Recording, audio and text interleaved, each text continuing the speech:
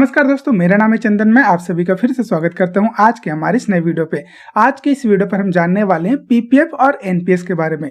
दोस्तों, पीपीएफ और एनपीएस दोनों ही गवर्नमेंट की स्कीम है जिसमें लोग इन्वेस्टमेंट करते हैं, टैक्स बेनिफिट्स लेते हैं और अपने इन्वेस्टमेंट किए गए पैसे पर टैक्स फ्री कॉर्पस क्रिएट करते हैं और उस कॉर्पस को टैक्स फ्री मैच्योरिटी के रूप में प्राप्त करते हैं।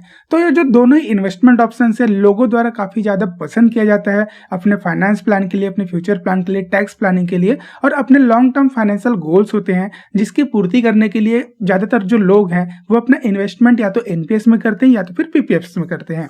तो जो दोनों ही इन्वेस्टमेंट ऑप्शन है, दोनों ही सेविंग प्लान है, तो आपको कौन से प्लान पर इन्वेस्टमेंट करना चाहिए अपनी जरूरतों के हिसाब से, कौन से प्लान पर आपको ज्यादा बेनिफिट्स मिलते हैं, कौन से प्लान पर आपको अपने पैसे को रखना चाहिए जिससे आपको जमा किए गए पैसे पर सही रिटर्न्स मिले और सही बेनिफिट्स मिले।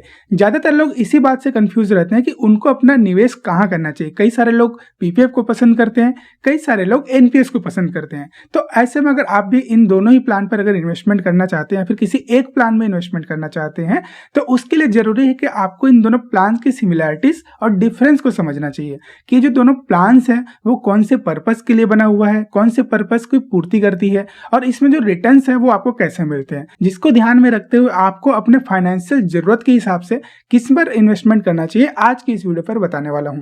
तो पूरी जानकारी के लिए आप हमारे साथ इस वीडियो में अंत तक बने रहें और यह वीडियो अगर आपको अच्छी लगे तो प्लीज इस वीडियो को लाइक करिएगा और इस वीडियो को अपने जान पहचान वालों को जरूर भेजिएगा ताकि उनको भी अच्छे फाइनेंशियल इन्फॉर्मेशन मिल सके। तो चलिए वीडियो की शुरुआत करते हैं बिना किसी देरी के। एनपीएस और पीपीएफ के डिफरेंस को समझने के लिए सबसे पहले हमको देखना होगा कि इसमें आपको इन्वेस्टमेंट करने पर कितना रिटर्न्स मिलता है। तो चलिए देखते हैं। यहाँ पर अगर आप पीपीएफ पर इन्वेस्टमेंट करते हैं, अगर सालाना आप 1,50,000 रुपए इन्वेस्टमेंट करते हैं फॉर 30 ईयर्स, आप अगर 15 साल का पीपीएफ का इन्वेस्टमेंट टर्म होता है उसको अगर आप एक्सटेंड करके अगले 30 सालों के भी अगर आप इसको एक्सटेंड करते हैं, मान के चले आपकी जो एज है वो 30 साल है और आप अगले 30 सालों के लिए इसमें इन्वेस्टमेंट करना चाहते हैं और आपको जो इसका मैच्योरिटी है वो मिलेगा आपको 60 साल की उम्र में। तो उस कंडीशन में क्या होगा, अगर आप हर साल 1.5 लाख रुपए इसमें इन्वेस्टमेंट करते हैं 30 सालों तक, तो टोटल इन्वेस्टमेंट होगा आपका 45 लाख रुपीस। उस पर जो आपका इंटरेस्ट बनेगा आपके इन्वेस्टमेंट पर वो बनेगा 1,10,00,000 रुपए। तो आपको टोटल मैच्योरिटी पर कितना मिलेगा जब आप 60 साल के हो जाएंगे? 1,55,00,000 रुपए, जो कि अगर आज का जो इंटरेस्ट रेट है 7.1% उसके हिसाब से कैलकुलेट करने पर होता है। जो इंटरेस्ट है दोस्तों हर क्वार्टर रिवाइज होता है, वो डिपेंड करता है कि गवर्नमेंट उसको क्या रखती है, उसके हिसाब से फिर आपको इसमें रिटर्न्स मिलते हैं। वही अगर हम बात करें एनपीएस की, तो अगर एनपीएस में भी अगर आप इन्वेस्टमेंट करते हो तो जैसे कि आपको पता ही है कि एनपीएस में आप जो भी पैसे इन्वेस्टमेंट करते हैं वो आपकी उम्र के 60 साल होने के बाद ही आपको मिलते हैं। जो इसकी मैच्योरिटी ईयर होती है वो आपकी उम्र का 60 साल होता है। तो मान के चलिए कि अगर आप 30 की एज में अगर इसकी शुरुआत करते हैं, अगर आप हर साल 1.5 लाख रुपए इन्वेस्टमेंट करते हैं फॉर 30 ईयर्स, तो टोटल इन्वेस्टमेंट आपका होता है 45 लाख रुपीस। इसमें जो आपको गेन होता है, जो इंटरेस्ट कैपिटल बनता है या फिर जो भी गेन बनता है वो बनता है आपका 1,39,00,000 रुपए। तो टोटल कॉर्पस आपका कितना क्रिएट हो जाता है यहाँ पर? 1,84 लाख रुपीस। एनपीएस में आपका जो भी कॉर्पस क्रिएट होता है वो आपको दो भागों में मिलता है। एक होता है आपका लमसम, दूसरा होता है एन्युटी के रूप में। तो अगर आप लमसम लेना चाहते हैं तो अपने कॉर्पस का मैक्सिमम 60% ही आप एज अ लमसम ले सकते हैं और आपको जो 40% रहेगा मिनिमम उसको आपको एन्युटी में इन्वेस्टमेंट करना पड़ेगा, जिससे आपको हर महीने गारंटीड पेंशन के रूप में इनकम आना चालू हो जाएगा। यहाँ पर मैंने एनपीएस का जो रिटर्न लिया है वो कंजर्वेटिव रिटर्न लिया है जो कि 8% का। अब इसमें क्या होता है, आप अलग अलग एसेट्स टाइप में इन्वेस्टमेंट कर सकते हैं। आप जितना ज्यादा रिस्क लेंगे, जितना ज्यादा इक्विटी पोर्शन में अगर इन्वेस्टमेंट करेंगे तो एनपीएस में जो रिटर्न है आपका 10% 11% भी जा सकता है। सिंस इंसेप्शन इसका जो एवरेज रिटर्न है वो 10% 11% का ही है, तो आप 10% लेके चल सकते हैं कि अगर आप एनपीएस में निवेश करेंगे, हाई रिस्क में भी जाएंगे तो आपको 10 से 11% तक का जो रिटर्न है वो आपको आराम से मिल जाएगा। लेकिन सिर्फ रिटर्न को ही देखते हुए आपको एनपीएस में पीपीएफ में इन्वेस्टमेंट नहीं करना चाहिए, क्योंकि कई सारे फैक्टर्स भी होते हैं, कई सारे बेनिफिट्स होते हैं, कई सारे फीचर्स होते हैं जो हो सकता है आपकी जरूरतों के हिसाब से, आप अपनी फाइनेंशियल प्लानिंग के हिसाब से आपकी प्रायोरिटी हो कि मुझे अपने इन्वेस्टमेंट में या सेविंग में ये प्लान चाहिए, ये फीचर चाहिए, तो ये सारी चीजें होती है। तो चलिए आगे देखते हैं कि ऐसे कौन कौन से बेनिफिट्स है, कौन कौन से फीचर्स हैं एनपीएस और पीपीएफ के जो एक दूसरे से अलग है, जो कि एक दूसरे को यूनिक बनाती है।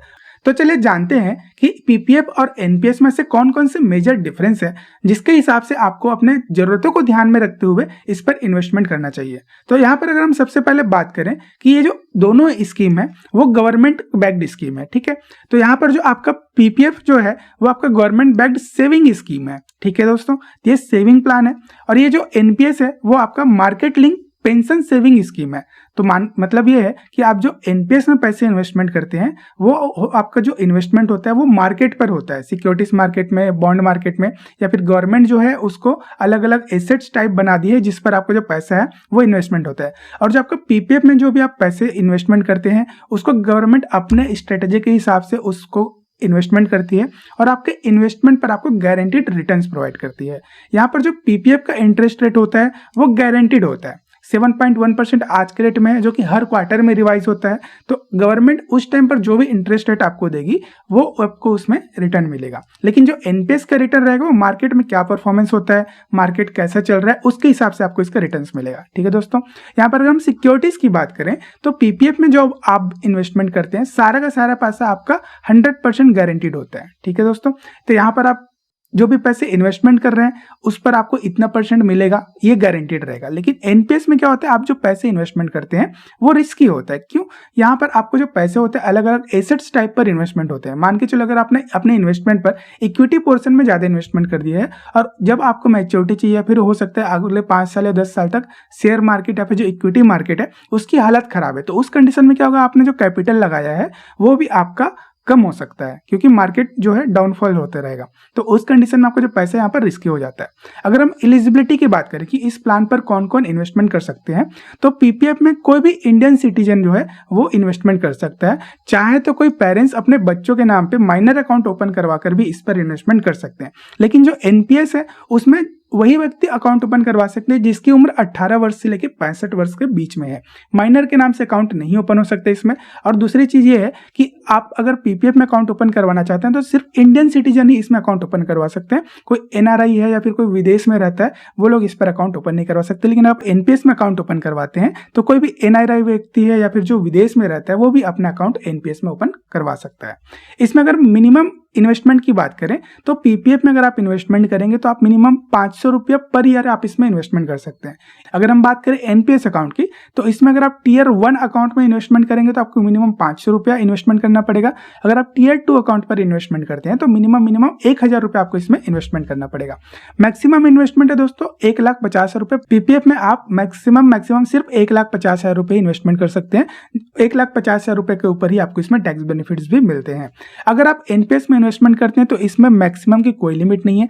आप अपने फाइनेंशियल प्लानिंग के हिसाब से आप इसमें कितना भी इन्वेस्टमेंट कर सकते हैं। लेकिन इसमें जो आपको टैक्स बेनिफिट मिलता है 1,50,000 रुपये प्लस 50,000 रुपये एक्स्ट्रा, मतलब टोटल 2 लाख रुपए का आपको इसमें टैक्स बेनिफिट्स मिलते हैं। अगर आप इसके रिटर्न्स की बात करें तो जैसे मैंने आपको बताया कि इसमें जो रिटर्न्स होता है पीपीएफ का वो आपका फिक्स होता है, गारंटीड होता है। तो आज के टाइम में 7.1% है जो कि क्वार्टरली रिवाइज होता है।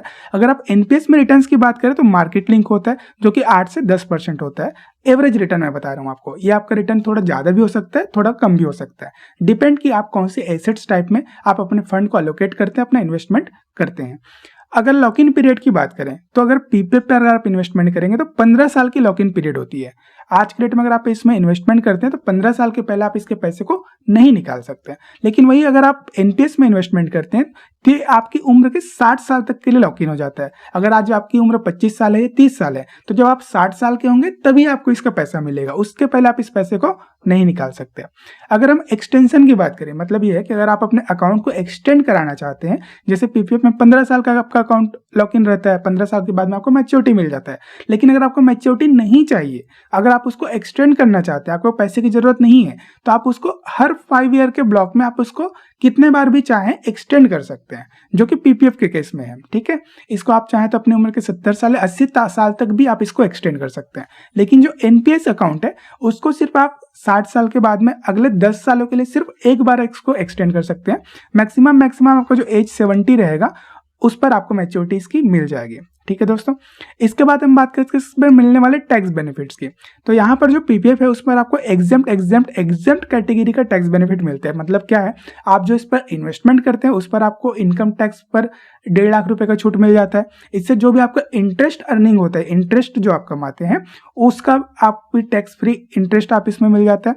और आपको जो इसमें मैच्योरिटी मिलती है वो पैसा भी आपका टैक्स फ्री होता है। मतलब एग्जेम्प्ट कैटेगरी का आपको इसमें टैक्स बेनिफिट मिलता है, जिसके कारण से एनपीएस और पीपीएफ दोनों ही लोगों द्वारा सबसे ज्यादा पसंद किए जाना इन्वेस्टमेंट प्लान है, जिसमें ज्यादातर लोग अपने टैक्स बेनिफिट लेने के लिए इन्वेस्टमेंट करते हैं। अगर हम बात करें एनपीएस की, तो एनपीएस में आप जो इन्वेस्टमेंट करते हैं वो भी ट्रिपल ई कैटेगरी का मिलता है आपको, एग्जेम्प्ट का। बट इसमें जो आपका एन्युटी वाला पार्ट होता है ना, जो आपका 40% ऑफ कॉर्पस होता है मिनिमम, वो आपका टैक्सेबल होता है। उससे जो मिलने वाला पेंशन होता है, मंथली पेंशन रहेगा, वो आपका टैक्सेबल होगा। अगर हम बात करते हैं इनकम टैक्स बेनिफिट की, तो जैसे मैंने आपको बताया कि 1.5 लाख रुपए तक आपको 80C के अंदर में बेनिफिट मिल जाता है पीपीएफ के अंदर। अगर आप एनपीएस पर इन्वेस्टमेंट करते हैं तो आपको 1.5 लाख रुपए का तो इसमें बेनिफिट मिलता ही मिलता है, प्लस आपको एक्स्ट्रा 50,000 रुपए का भी टैक्स बेनिफिट मिलता है, जो होता है आपका 80CCD1B के तहत। ठीक है, तो यहाँ पर अगर आप एनपीएस में इन्वेस्टमेंट करते हैं तो टोटल 2 लाख रुपए तक का जो आपका इनकम है वो आप उसको टैक्स फ्री कर सकते हैं। तो यहाँ पर अगर लिक्विडिटी की बात करें तो पीपीएफ पर अगर आप इसमें इन्वेस्टमेंट करते हैं तो इसमें आपको लिमिटेड ऑप्शंस मिलते हैं, जो कि मैं आपको आगे बताऊंगा। अगर आप एनपीएस में करते हैं तो भी आपको लिक्विडिटी जो है लिमिटेड मिलते हैं। तो लिक्विडिटी में क्या होता है कि आप अपने पैसे को निकाल सकते हैं या फिर आप उसको मतलब यूटिलाइज कर सकते हैं, दोनों ऑप्शन मिलते हैं। तो लिक्विडिटी में आपको पहला ऑप्शन मिलता है लोन का। तो आप अगर पीपीएफ पर चाहें तो लोन ले सकते हैं। मान के चलो कि आपने इस पर इन्वेस्टमेंट किया और आपको 3 साल के बाद में कभी भी पैसे की जरूरत पड़ती है, 3 साल से 6 साल के बीच में, तो आप अपने टोटल कॉर्पस का, मतलब जितना भी आपने इन्वेस्टमेंट किया और जितना भी आपका इंटरेस्ट बन के हुआ है उसका 25% एज अ लोन ले सकते हैं। ठीक है, और उसको आपको रीपे करना रहेगा। तो आपको अगर चाहे तो जरूरत है आपको पैसों की तो आप लोन लेके यहाँ से पैसे ले सकते हैं। लेकिन ये जो लोन का ऑप्शन है आपको एनपीएस पर नहीं मिलता, क्योंकि एनपीएस में आप जो भी पैसे इन्वेस्टमेंट करते हैं वहां से आपकी जो रिस्क होती है वो होता है पैसा। ठीक है, तो वहां पर आपको जो रिटर्न है वो गारंटीड नहीं है कि आपका फंड कभी कम रहेगा कभी ज्यादा रहेगा, तो इसीलिए आपका इसमें लोन की जो वैल्यू है वो नहीं मिलती।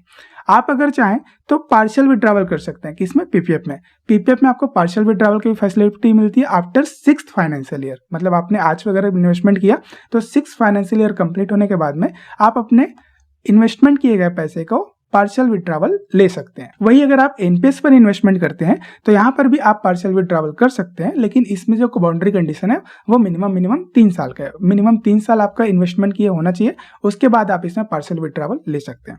अगर आप इसमें इन्वेस्टमेंट करते हैं तो आपको कोई भी ऑप्शन नहीं मिलता जैसे आपको एनपीएस में मिलता है। मतलब ये कि आप जो भी पैसे इसमें इन्वेस्टमेंट करते हैं उसको गवर्नमेंट अपने हिसाब से इन्वेस्टमेंट करती है। इसमें आपको कोई भी अधिकार नहीं मिलता कि आप अपने पैसे को कहाँ इन्वेस्टमेंट करना चाहते हैं। पीपीएफ पर आपने पैसा डाल दिया तो गवर्नमेंट उसको अपने हिसाब से मैनेज करेगी और उसके हिसाब से आपको इंटरेस्ट देगी। वही अगर आप इसको एनपीएस में इन्वेस्टमेंट करते हैं तो आप अपने फंड को, आप अपने इन्वेस्ट किए गए पैसे को एलोकेट कर सकते हैं कि आप कहाँ पर इन्वेस्टमेंट करना चाहते हैं। इस पर आपको 4 ऑप्शन मिलते हैं। पहला होता है डेब्ट का, दूसरा होता है इक्विटीज का, तीसरा होता है गवर्नमेंट बॉन्ड्स का और चौथा होता है आपका अल्टरनेटिव इन्वेस्टमेंट ऑप्शंस का। तो आप अगर चाहें तो अपने रिस्क कैपेबिलिटी के हिसाब से इन चारों एसेट्स टाइप पर इन्वेस्टमेंट कर सकते हैं अपनी जरूरतों को देखते हुए। आपको अगर ज्यादा रिटर्न लेना है तो आप इक्विटी में ज्यादा इन्वेस्टमेंट कर सकते हैं। अगर आपको मॉडरेट रिटर्न लेना है, ज्यादा रिस्क नहीं लेना है, तो आप अपना ज्यादातर जो इन्वेस्टमेंट हो गवर्नमेंट बॉन्ड्स में या फिर जो अपना डेब्ट में है उस पर कर सकते हैं। तो यहाँ पर आपको कंजर्वेटिव रिटर्न मिलेगा लेकिन अच्छा रिटर्न मिलेगा, इसमें कोई भी रिस्क नहीं रहेगा। ठीक है, अगर हम इसमें विड्रॉवल की बात करते हैं तो अगर आप पीपीएफ पर इन्वेस्टमेंट करते हैं तो जैसे मैंने आपको बताया कि जो भी पैसा आप इसमें इन्वेस्टमेंट कर देंगे तो उस पर आप पूरा पैसा जो भी आपका कॉर्पस क्रिएट हुआ रहेगा सारा का सारा आप एज अ मैच्योरिटी ले सकते हैं। लेकिन अगर आप एनपीएस पर इन्वेस्टमेंट करते हैं तो मैक्सिमम आप 60% ही जो है आपका कॉर्पस एज अ लमसम ले सकते हैं, एक साथ ले सकते हैं, और मिनिमम 40% जो आपका रहेगा वो आपका इन्वेस्टमेंट होगा एन्युटी वाले पार्ट में। तो इसका जो भी पैसा आपका आएगा उसको आपको एन्युटी में इन्वेस्टमेंट करना पड़ेगा, जिससे आपको हर महीने गारंटीड पेंशन मिलते रहे। अगर आप रिस्क का देखें तो इसमें पीपीएफ जो है आपका 100% रिस्क फ्री है। इसमें आपको जो भी इंटरेस्ट मिलने वाला है सारा का सारा पैसा गारंटीड है। इसमें 1 भी रुपए का आपको रिस्क देखने को नहीं मिलेगा। अगर आप एनपीएस में इन्वेस्टमेंट करते हैं तो एनपीएस में जो भी आप पैसे इन्वेस्टमेंट करते हैं डिपेंड्स ऑन फंड का परफॉर्मेंस। आप जिस भी फंड में इन्वेस्टमेंट करते हैं, जो भी एसेट्स टाइप आप सिलेक्ट करते हैं, उसका जो रिस्क रहेगा वो आपके इन्वेस्टमेंट पर भी रिस्क रहेगा, ठीक है। अगर आप अकाउंट ओपन करवाना चाहते हैं, इन सारी चीज़ों को ध्यान में रखते हुए, ये सारे बेनिफिट्स है, क्या क्या फायदे आपको मिलते हैं, क्या क्या फीचर्स है, वो आपकी जरूरतों के हिसाब से लग रहा है कि मुझे पीपीएफ पर इन्वेस्टमेंट करना चाहिए या फिर आपको एनपीएस पर इन्वेस्टमेंट करना चाहिए, तो आप अकाउंट कहाँ से खुलवा सकते हो। तो अगर आप पीपीएफ में इन्वेस्टमेंट करना चाहते हो तो आप पोस्ट ऑफिस में अकाउंट ओपन करवा सकते हो, फिर बैंक में जाके अकाउंट ओपन करवा सकते हो। लेकिन अगर आप एनपीएस पर इन्वेस्टमेंट करना चाहते हैं तो आप पोस्ट ऑफिस से भी अकाउंट ओपन करवा सकते हैं, बैंक से भी करवा सकते हैं, या फिर आप डायरेक्ट ऑनलाइन साइट होता है ईएनपीएस का, वहां से भी जाके आप इसमें इन्वेस्टमेंट करवा सकते हैं। तो ये ऑप्शंस मिलते हैं आपको। तो आप इन सारी चीजों को देखते हुए, फीचर्स को देखते हुए, बेनिफिट्स को देखते हुए डिसाइड कर सकते हैं अपनी जरूरत के हिसाब से कि आपको कब पैसा चाहिए, कौन सा फीचर आपको अच्छा लग रहा है, कौन सा बेनिफिट आपको अच्छा लग रहा है, उसके हिसाब से आप अपना इन्वेस्टमेंट डिसाइड कर सकते हैं कि आपको पीपीएफ पर इन्वेस्टमेंट करना चाहिए, आपको एनपीएस पर इन्वेस्टमेंट करना चाहिए। तो चलिए आगे जानते हैं कि आप अगर पीपीएफ पर या एनपीएस पर इन्वेस्टमेंट करते हैं तो आप उसका रिटर्न कैलकुलेशन कैसे कर सकते हैं। तो यहाँ पर मैं आपको 2 लिंक दे देता हूँ, वो लिंक मैं आपको डिस्क्रिप्शन पे भी दे दूंगा वीडियो के, तो वहां पर आप क्लिक करके अपना रिटर्न कैलकुलेट कर सकते हैं। तो यहाँ पर मान के चले ये पहला कैलकुलेटर है जो कि आपका पीपीएफ का कैलकुलेटर है, ठीक है दोस्तों। मान के चलो कि आप यहाँ पर 50 रुपए इन्वेस्टमेंट करना चाहते हैं, देख लेना कि आपको इसको ईयरली कर रहे हैं कि मंथली कर रहे हैं, ठीक है। अगर आप इसमें ईयरली 50,000 रुपए से इन्वेस्टमेंट करते हैं, जो कि 7.1% आज के रेट का इंटरेस्ट रेट है वो आपको इसमें मिल रहा है, तो आपको इसमें कितना रिटर्न मिलेगा। देखिए, आप पीपीएफ का जो इन्वेस्टमेंट होता है वो 15 साल का होता है, मैच्योरिटी जो होता है 15 साल का होता है। अगर आप इसको 15 साल के लिए इन्वेस्टमेंट करते हैं तो टोटल आपका इन्वेस्टमेंट कितना होगा, 7,50,000 रुपए, ठीक है, जिस पर आपको इंटरेस्ट मिलेगा 6,06,000 रुपए। तो टोटल आपका कॉर्पस कितना क्रिएट हो जाएगा, मैच्योरिटी पर आपको मिलेगा 13,56,000 रुपए, जो कि आप 15 साल के कंप्लीट होने पर मिल जाएगा। अब मान के चलो अगर आप इस अकाउंट को अगले 10 साल 20 साल तक आप एक्सटेंड कराते हो, ठीक है, मान के चलो कि आप यहाँ पर अगले 30 सालों तक आप इसको इन्वेस्टमेंट करते हो, ठीक है, तो आपको कितना मिलेगा। तो जैसे मैंने आपको बताया, आप 30 साल तक अगर 50-50 रुपए हर साल इन्वेस्टमेंट करेंगे तो आपका टोटल इन्वेस्टमेंट होगा 15 लाख रुपए, जिस पर आपका इंटरेस्ट बनेगा 36 लाख रुपए, और आपको जो टोटल मैच्योरिटी मिलेगी वो मिलेगा 51,50,000 रुपए। तो गारंटीड आपके जो रिटर्न है वो यहाँ से मिल सकता है, अगर आपका एवरेज 7.1% का रिटर्न फ्यूचर तक मिलता है। तो मान के चलो कि आप इसमें सालाना 1 लाख रुपए आप इसमें जमा करना चाहते हैं, ठीक है, आपको इसको 1 लाख कर दीजिए, तो उसके हिसाब से आप कितना रिटर्न मिल रहा है आप इसमें देख सकते हैं। जो सारे कंपोनेंट्स आप यहाँ से डिसाइड कर सकते हैं। अगर आप मंथली इन्वेस्टमेंट करना चाहते हैं, ठीक है, अगर मंथली आप कितना इन्वेस्टमेंट करते हैं इसमें, मान के चलो कि कैलकुलेट कर लीजिए आप इसको, 10,000 रुपए अगर आप इसमें करते हैं, ठीक है, तो आपका टोटल इन्वेस्टमेंट होगा 30 सालों में 36 लाख रुपए। टोटल इंटरेस्ट आपको इसमें मिलेगा 83.85 लाख रुपीस, और टोटल मैच्योरिटी पर आपको मिलेगा 1,20,00,000 रुपए। मतलब ये है दोस्तों, आप हर महीने 10,000 रुपए इन्वेस्टमेंट करते अगर अगले 30 सालों के लिए, तो पीपीएफ पर आपको 30 सालों के बाद में गारंटीड 1,20,00,000 रुपए आपको मैच्योरिटी मिल सकती है। तो इस तरीके से आप अपना फाइनेंस प्लान कर सकते हैं और अपने फ्यूचर के लिए आप करोड़ों रुपए इकट्ठा कर सकते हैं। तो चलिए देखते हैं एनपीएस कैलकुलेटर कैसे काम करता है। अगर आप एनपीएस में इन्वेस्टमेंट करना चाहते हो तो सिंपली आप यहाँ पर भी देख सकते हो, ये आपका इन्वेस्टमेंट अमाउंट होगा, कितना आप इन्वेस्टमेंट करना चाहते हो, आप इसको कैसे मंथली इन्वेस्टमेंट करना चाहते हो कि ईयरली इन्वेस्टमेंट करना चाहते हो, आप यहाँ से डिसाइड कर सकते हो, ठीक है। अगर मंथली करना था पर मंथली डाल दीजिए, ईयरली करनी तो ईयरली डाल दीजिए। अगर आप ईयरली 50,000 रुपए से इसमें इन्वेस्टमेंट करते हैं, और मान के चलो आपकी एज आज के डेट में अपन ले लेते हैं 30 साल है, ठीक है, 30 साल की उम्र में आप इन्वेस्टमेंट चालू कर रहे हैं, तो अगर आप अग्रेसिव, मतलब आपका जो इक्विटी वाला पोर्शन है वो इसमें ज़्यादा करते हैं तो 14% का आपको रिटर्न यहाँ से मिल सकता है। अगर आप मॉडरेट रिस्क लेते हैं तो 12% का रिटर्न मिल सकता है। अगर आप कंजर्वेटिव रिटर्न लेना चाहते हैं, अगर डेब्ट में या फिर गवर्नमेंट बॉन्ड्स में ज़्यादा इन्वेस्टमेंट करते हैं तो 10% का रिटर्न मिलता है, ठीक है। तो आप इस तरीके से आप इसको सेट कर सकते हैं, तो कितना रिटर्न आपको इसमें मिल सकता है। तो मान के चलो कि 50,000 रुपये से आपने इसमें इन्वेस्टमेंट किया, तो टोटल 30 सालों तक इन्वेस्टमेंट होगा, 15 लाख रुपये टोटल आपका इन्वेस्टमेंट होगा, गेन आपका होगा 75 लाख रुपीस, और आपको टोटल मैच्योरिटी पर मिलेगा 90,47,000 रुपये, ठीक है। तो आपको यहाँ से इतना पैसा मिल जाएगा। अब इसमें पेंशन कितना मिलेगा आपको, यहाँ से आप क्लिक कर सकते हैं।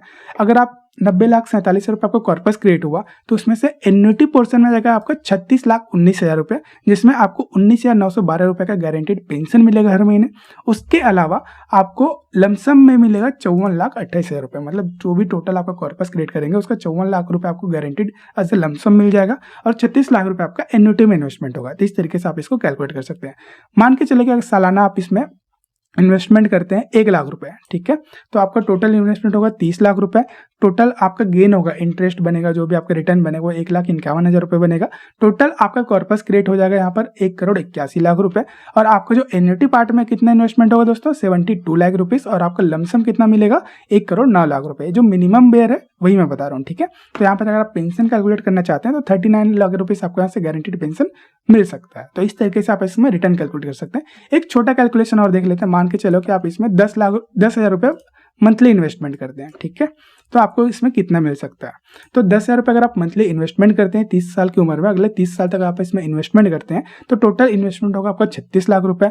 1.92 करोड़ रुपीस का इसमें टोटल रिटर्न मिल जाएगा। तो टोटल आपकी मैच्योरिटी कितनी हो जाएगी, 2,28,00,000 रुपए। तो अगर 2,28,00,000 रुपए आपका टोटल मैच्योरिटी बनता है, कॉर्पस बनता है, तो उसका 91 लाख रुपीस आपका इन्वेस्ट हो जाएगा एन्युटी में, जिससे आपको हर महीने गारंटीड पेंशन आएगा, जो कि रहेगा आपका 50,000 रुपए का। और इसमें जो लमसम बेनिफिट मिलेगा आपको मिलेगा 1,37,00,000 रुपए। तो आप क्या कर सकते हैं, इस तरीके से आप अपने फाइनेंस को प्लान कर सकते हैं कि आप कितना इन्वेस्टमेंट करोगे तो आपको कितना रिटर्न मिलने वाला है। तो इस हिसाब से आप डिसाइड कर सकते हैं, आप अपनी जरूरतों के हिसाब से अपने फाइनेंशियल प्लानिंग कर सकते हैं कि आपको आने वाले भविष्य में कितना पैसा चाहिए, उसके हिसाब से आप इस पर इन्वेस्टमेंट करना चालू कर सकते हैं। तो मैं उम्मीद करता हूं कि आज की इस वीडियो से आपको अच्छी जानकारी मिली होगी। अगर यह वीडियो अगर आपको पसंद आई तो प्लीज इस वीडियो को लाइक करें, अपने जान पहचान वालों को जरूर भेजें, ताकि उनको भी अच्छी फाइनेंशियल डिसीजन लेने में मदद मिले। और ऐसे इन्फॉर्मेशनल वीडियोस पाते रहने के लिए आप हमारे चैनल को सब्सक्राइब करें, बेल आइकन का घंटा जरूर दबाएं, जिससे आने वाले वीडियो का नोटिफिकेशन सबसे पहले आप तक पहुंच सके। तो चलिए दोस्तों, मिलते हैं अगली वीडियो में, तब तक के लिए धन्यवाद।